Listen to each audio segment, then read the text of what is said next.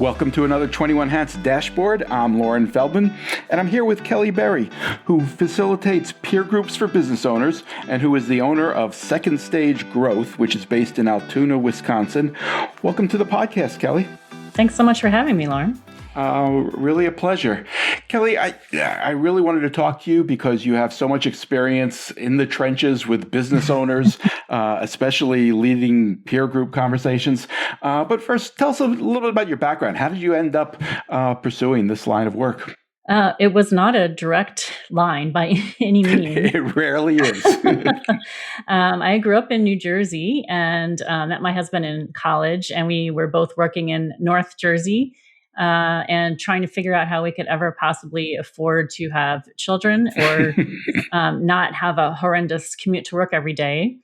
So my husband got the opportunity to... I grew up in New Jersey and I chose to live with that horrendous commute. I don't miss it at all. Yeah, well, I've stopped doing it. I don't miss it either. I think you made the right choice. Yeah. We were working in Newark and we were living west of that, about 15 miles. And it took us over an hour every day to get to work and back and couldn't figure out, how do we have children? Are they in the car with us or where do they go to daycare? And we could either afford a car loan or childcare, and just the math didn't math at all.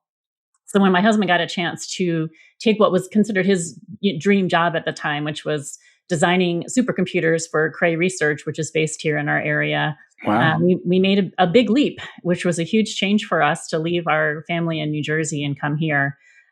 So that was the starting point of all of this. And then while he was working at Cray, a group of his friends talked about leaving their job and starting their own small business.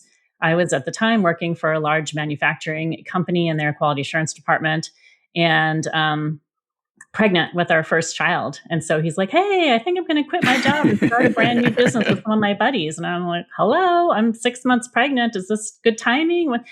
But anyway, he did quit his job and our son was born on September 30th and his first day in his brand new office was on October 1st. I was still in the hospital. So it was a little crazy. But that was my very first introduction to small businesses, especially coming home from the hospital and then being asked to sign a personal guarantee, which was a new thing to me. Did you know that was coming? I had not realized that. I guess I was focused on my own job and childbirth and things like that. And so he said, yeah, you're, because you're my spouse and, community property state and all, like, you just need to sign this. And I read it and I'm like, okay, let me get this straight. If this business thing doesn't work out for you, not only are you unemployed, but we're homeless because we're putting our house on the line for your business. And he's, yep. So I'm like, and you signed it. I did sign it and I trusted him and I trusted what they were doing and they did their homework. And but that was an eye opener for me. Well, let me stop you there and just ask you about that, because that's something, I've worked with a lot of very smart business journalists at prominent media publications, and most of them have no idea that is a routine step taken by business owners. Right. And I am aware of that. It still kind of boggles my mind from time to time that people are willing to do it, number one. And two, that we haven't come up with another way to handle this. Oh my gosh. What are your thoughts about that? Do you advise people to sign or to not sign? How do you think about it in dealing with business owners now? Well, I guess my perspective is it's a risk. First of all, the bank doesn't want your house. They want your business to succeed. And if you work with the banks, especially, local community banks that know the region, they will do everything in their power to help you succeed. So that's important to recognize. They don't want to foreclose on your house to get money back. So it sounds like it's a thing that could happen, but I don't think it happens as frequently as we might fear.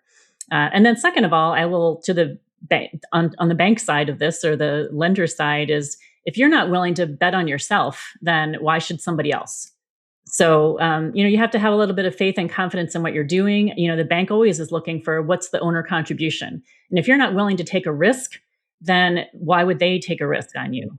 That's a big risk, as you pointed out to your husband. Yeah. You're right. My sense is the same, that it doesn't happen all that often. But I'm kind of curious as to why, because the failure rate for startups is quite high. Why doesn't it happen more often?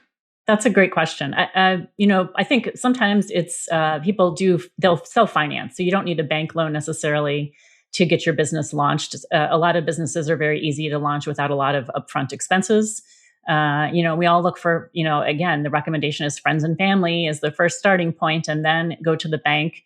The news is always about VC funding and giant tech companies buying. Right. That's not the reality of the, everyday entrepreneur is not going through VC funding, and they're not putting slide decks together. That's just not how the real world operates.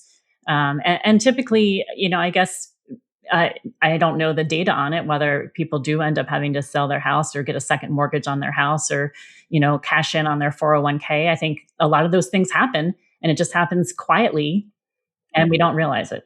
Right. Okay, I interrupted you. How did your husband's business do? I assume you kept your house. We did keep our house. His business did very well, but there's always ups and downs. And that was a new lesson for me as well. So, the end of one year, he would say, okay, the business did great. We've got profit sharing. The owners are all getting a bonus. And then maybe 3 or 4 months later, he'd say, you remember that bonus? I think we need to put it back in the company again.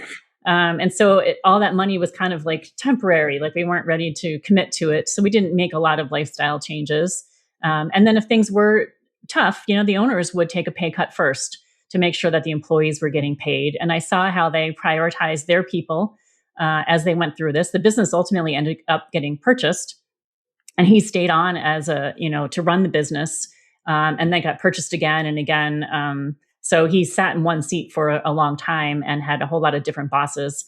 Ultimately, he left because it wasn't going well for him, and started his own business yet again, which he still has running. And in the meantime, I got my MBA and started teaching business classes at the University of Wisconsin here in Eau Claire, and did a lot of market research and entrepreneurship type classes for undergrads and for MBA students, and started my own consulting business, helping small businesses. And that's probably been 20 years ago or so. And no doubt that was inspired by your experience with your husband. Absolutely. Absolutely. I became a real passionate supporter of small business in general. I could see, there's a lot of weight on the shoulders of a small business owner. And I think, to have to lay somebody off is painful. Even if you need to fire them because they're not doing their job, it doesn't make it any easier. And small business owners, everything is on their shoulders. They take it all very personally. And it's overwhelming and scary to be a small business owner. And I wanted to use my knowledge and capabilities to help small businesses rather than the large organizations that I had worked for previously. And so I kind of grew into that over time. And how did that evolve? Well, I was lucky that in the state of Wisconsin, when I started, there was a grant program that would pay a professional business planner to help you put a business plan together to seek a business loan or launch your business. And so I got certified as a business plan writer and started working with small businesses all over the area. Learned a lot more as I went through that process, especially about small businesses in small towns, because we're in a pretty rural area here in Western Wisconsin. And those small businesses are the lifeblood of these communities. You see, big business everywhere trying to relocate to different places, and economic development folks looking for big businesses. But the ones that are the job creators are the small businesses. And so I just continue to be passionate about that and thinking about what are ways I can help these existing small businesses or help the entrepreneurs try to grow their business. I did a lot of training and workshops through our local small business development center and other programs. There's a women's business center here in this area as well. So whenever I could teach programs or do workshops or get in front of these business owners, I did. And it kind of just graduated from that into an opportunity to work with businesses across the state and then across the country, as I got involved in an organization called the National Center for Economic Gardening. Explain what economic gardening is. It has nothing to do with plants. It has to do with the idea of helping small businesses grow from within. It's kind of an economic development concept. And the idea is that rather than trying to get large businesses to relocate, hunting for businesses, we're growing them from within. And so economic development organizations identify small businesses in their region that have the opportunity to grow further. They've already had some success and there's still the potential. And then the economic gardening team is a team of specialists who come in to help them gain access to information that can help them grow their business. So we're really focused on sales and marketing with digital marketing specialists and people with access to databases and some, tips and tricks and capabilities to help them identify potential new markets and figure out how to get warm introductions to them or get in front of them. And I love the program. I was honored to have the opportunity to be a part of it. I went through training at the Edward Lowe Foundation that was running the program at the time, and started work with small businesses in my state, and then joined the national program. It's probably been about 10 years now. So as a result, I ended up talking to hundreds of businesses every year and hearing all the things that were weighing on them. And what kind of work specifically were you doing for this organization? Well, I was doing market research, predominantly secondary market research, looking for new markets, new opportunities, which are the ones that are easy to break into, meaning that there's a lot of opportunities. There's not just one or two businesses that dominate the whole market, helping them understand how to navigate any complex processes to get in to do business with the government or with larger organizations. How do you get approved as a vendor, that type of thing. Which markets are growing the fastest, where maybe that's worth paying attention to. And then I also served as a team lead. So I would have these discovery calls with the new businesses. I mean, they're not new businesses, just new to me. Hear about what they're doing, the history of the business, how they've grown, what they're struggling with. And then it's my responsibility as team leader to determine the skill sets of the team, which one are the right fit for the needs that they have. And that might be having someone take a look at their website to figure out how they can improve their online presence, or tips on improving their LinkedIn capabilities, or how to get information about, what's going on with their prospects so they can have better connections with them as they're working to, turn them in from prospects into clients. So if I understood correctly, it sounds like your job was kind of to scour the country looking for markets and specific businesses that have the most promise, the most opportunity to grow. Is that fair? Yeah. I mean, I'm not personally single-handedly doing that, but the program is working with any of the economic development organizations that, recognize the value of this program. Find the businesses in their community that are offering, that have that potential for growth, and connect them with our specialists, including team leads like me that would have these discovery calls to hear more about what's going on with them, what's keeping them up at night, how had they grown in the past, what struggles are they having now as they're working to grow. We haven't focused on finance or operations or anything like that, but really more on that sales and marketing side. Did you come to any conclusions about what to look for in terms of a promising business? How to figure out which ones are most likely to grow? That's a great question. I think it varies some. I think the most important thing is to have an owner that has that growth mindset. The ones who are willing to sign their house against the loan? Exactly.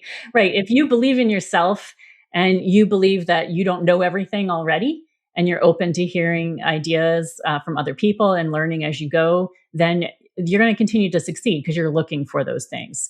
I have encountered businesses that, we've been doing this way forever and we're never going to change. And I'm like, all right, well, I can't help you then, because you're not going to be open to hearing from anybody else about doing anything different.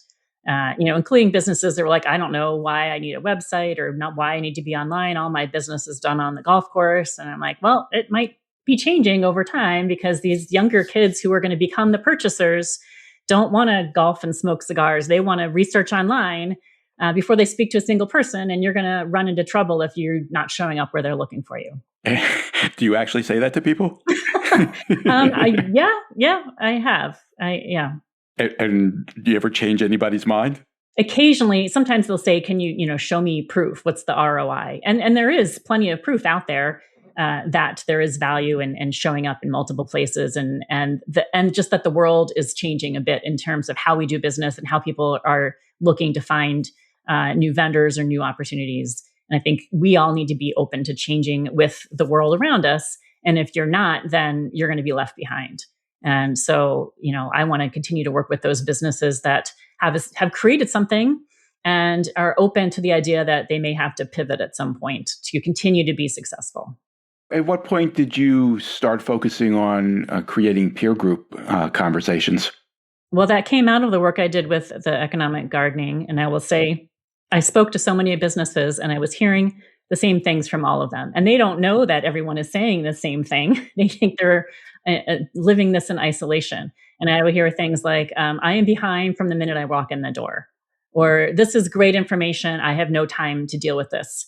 I am the marketing person. I am the salesperson. I am the founder. I can't do all these things. This is too much. I was hearing it over and over and over again. And so I was frustrated because I thought we're putting together some, quality information, some great ideas that could help you grow your business, and you just don't have the bandwidth for it.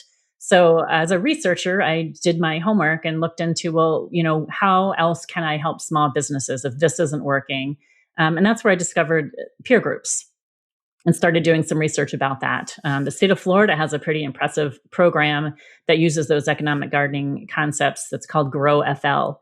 And they combine economic gardening and that research and sales and marketing support with peer groups that help with that accountability and trying to figure out how to delegate more or balance your time in a different way. And so I just kind of decided to go get trained as a peer group facilitator, because I thought that might be the best way that I could help these small businesses.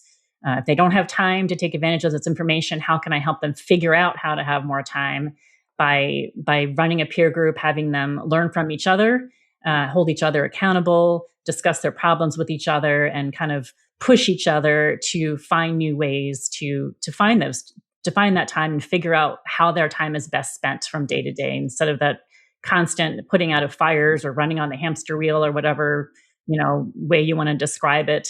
How can you get to the point where you're able to hop off of that every now and again and look forward? I got certified during COVID as a futures thinker through a program in Coursera that was run by the Institute for the Future. And I would like small businesses to be thinking about how much the world is changing around us, and make sure they're able to make those changes. As things change, it's the small businesses that can pivot faster than big business, but only if they're paying attention. So I've spoken with a lot of business owners through the years too, and I think I've come to a similar conclusion. My sense is there are very few things that really prepare you to run a small business. Kind of the experience you and your husband had, I think. Right. You can get an MBA, and that's great. You learn a lot of important skills, and you can work in other businesses, but it's not the same thing as sitting in the seat yourself and having to make those tough decisions, oftentimes about things that really don't get taught in school. So I've come to a similar conclusion that peer groups are, really the best way to get a sense of what the possibilities are. There's nothing like talking to other people on similar journeys. I agree. And it can be so eye-opening because, like you said, a lot of people assume I'm the only one who makes all these mistakes or it has all these problems, and it turns out that's very rarely the case. But you mentioned accountability a lot, and I'm curious about that because I've also spoken to a lot of owners who've gotten frustrated in peer groups because they've found that there are always a few people in the group who hear the same counsel over and over again, nod their heads, say they're going to do it, and never do it. How does accountability work in your groups? Well, I think that's always a challenge. It's something that we've kind of evolved through. The training that I got initially was a great help to me. And now recently I joined an organization that really focuses on these, improving peer groups and growing them, called LX Council. And they really push the concept of accountability as one of the things to include in the peer group.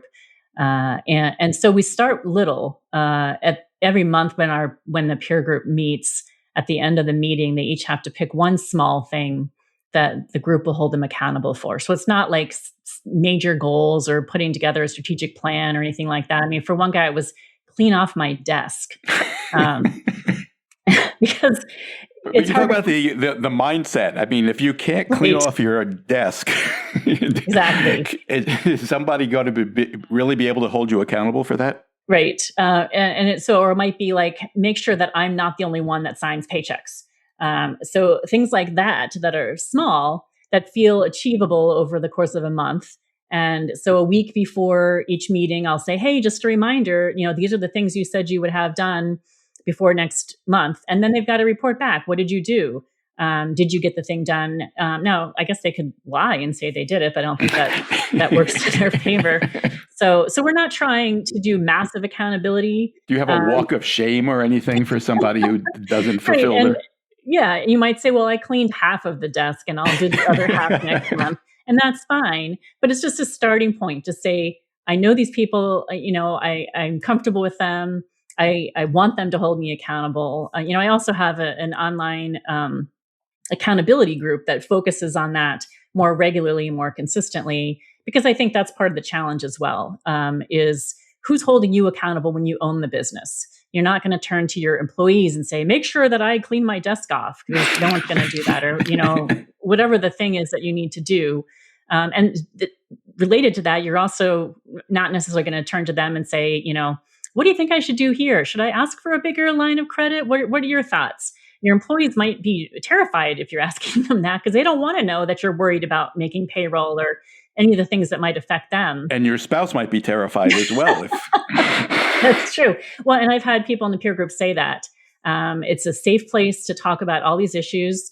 My spouse doesn't always want to hear about this, especially if they don't have anything to do with small business. They don't fully relate to it as much as they support you. They don't get it. And being in a room of people that get it makes such a huge difference. And so we follow rules to make sure that the conversation is productive, that it doesn't turn into just a gripe session, that, one of the rules is there's no advice giving. People say, well, I just want someone to tell me what to do. Well, no, you don't. You started your own business because you were tired of people telling you what to do and you wanted to make your own decisions. But what you do want to hear is other people saying, I have been in that situation. I get where you're coming from. And here's what I did. And here's what I liked or didn't like about my decision. And that's the value of a peer group. There are always a few people in the peer group, though, who want to tell people what to do. Oh, yeah. How do you deal with that? Well, we have, we joke about having a buzzer or something. Can't do that. But we don't actually have a buzzer, but they all have learned to kind of call each other out on that. That sounds like advice. And then sometimes someone will say, actually, just tell me what to do. I don't even want to have to be in charge of this decision. But ultimately, they do, So we kind of make light of it a little bit, just to be a reminder to everyone that we're here to have a conversation. You can ask clarifying questions. You can share your own experiences, but just be cautious about just saying, you should do this, or why haven't you tried this? Because that kind of puts people on the defense. Sure. And less likely to be open to new ideas. For somebody who's thinking about joining a peer group, can you give an example or two of the kinds of problems you think they're most effective at confronting? Sure. And I will add this, that I think the more diverse the peer group, the better. So we have, the people in the group that I run are all similar, perhaps in size, or in the fact that the owner is still kind of the key operator, key decision maker. They don't have a C-suite of executives involved in the decision making. That's the key element they have in common. But they are all different industries, different ages of the owners, different genders, different perspectives. They're B2B, they're B2C. And what they discover is that they all have the same issues. They all have the same problems. And so some of them might be smaller problems that can be resolved in just a conversation. I had an owner that her business grew rapidly and she still had a smaller line of credit with the bank. And she didn't even know that she could negotiate that or ask for something bigger. And the group was like, you should do this. And this is how you can lay out the information. And it made a huge difference to her to be able to make payroll with her larger organization. Some of the discussions we make are, I have an employee that is coming to work drunk. What do I do about that? How can I be helpful and accommodating, but make sure the work gets done?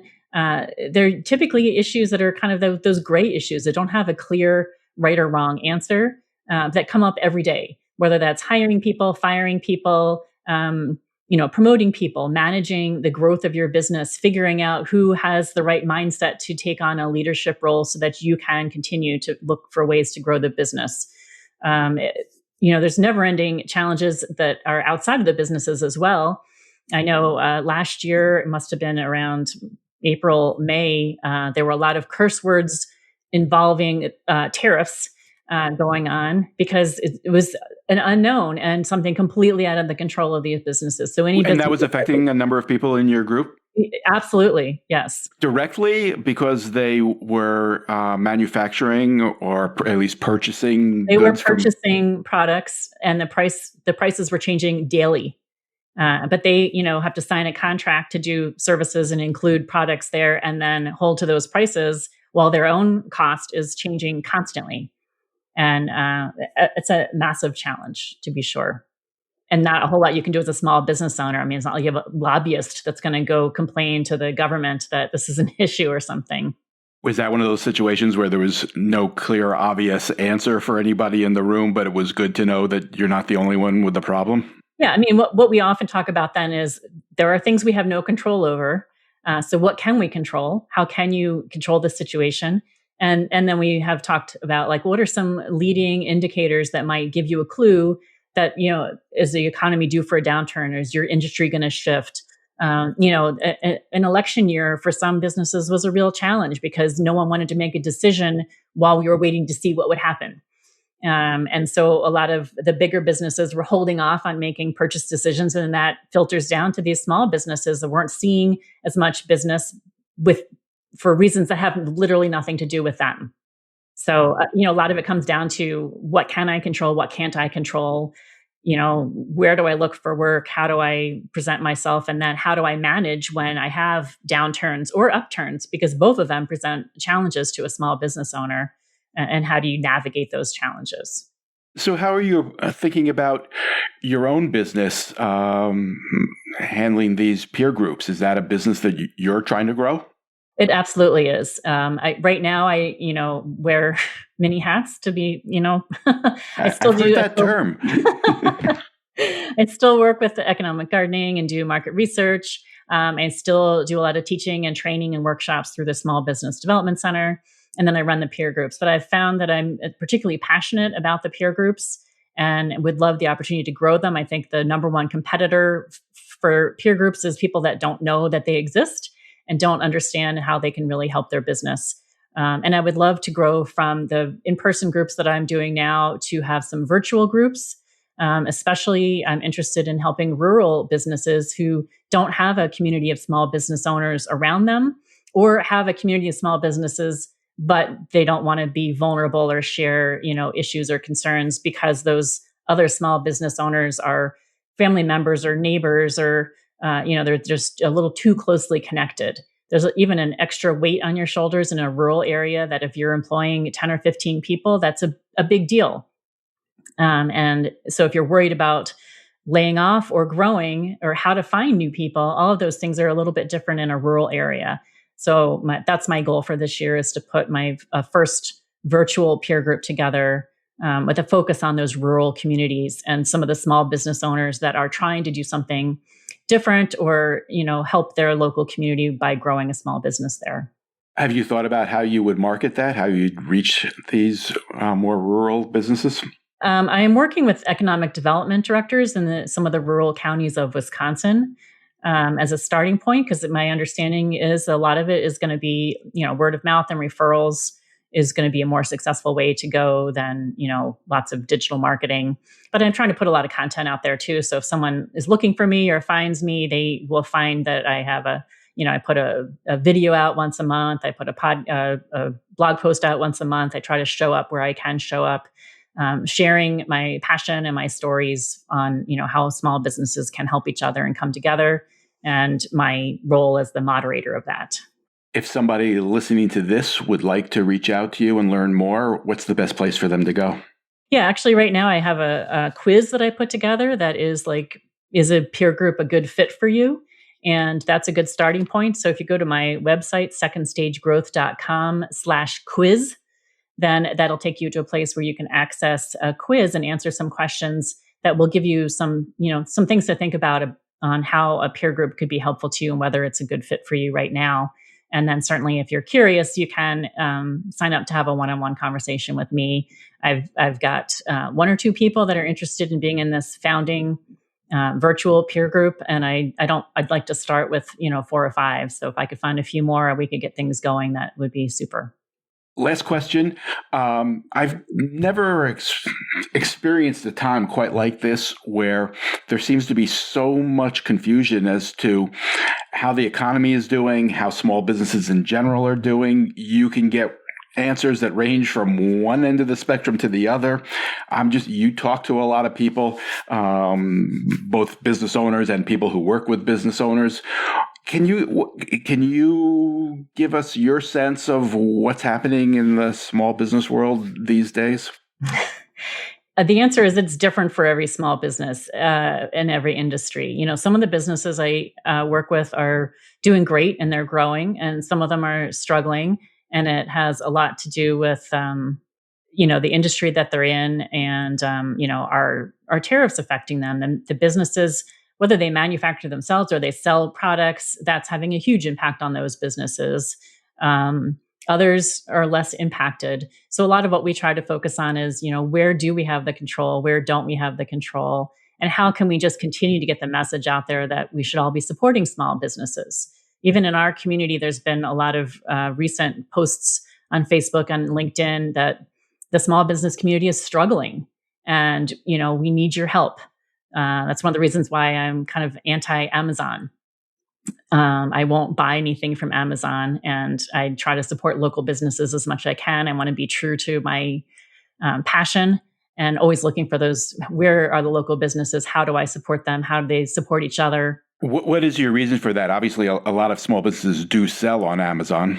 Sure. Yeah. But I know some businesses. There's one that was in my peer group that sold on Amazon, but the millions of dollars that she had to spend just to show up on the lists against people who were competing against her original product, it was frustrating to see. So I think there are other ways. It's just a personal decision, I guess, for me, that's one way that I can be more in tune with. If I'm looking for a gift or an idea for somebody, I don't want to just go on Amazon and send them something. It doesn't feel personal, and it also doesn't feel like I'm connecting with small local businesses. So I buy my books off of bookshop.org, and I look for small local businesses to purchase from. Certainly some of them go through Amazon, but I think Amazon makes them jump through so many hoops that it makes it a real challenge for them. Interesting. Got it. Kelly Berry, my thanks. Again, your website is secondstagegrowth.com. Mm-hmm. And if you want to take the quiz, it's secondstagegrowth.com/quiz. Yes. You're in Wisconsin. Thank you so much for taking the time, Kelly. Thank you so much. I'm pleased to be here with you. I appreciate it. My pleasure.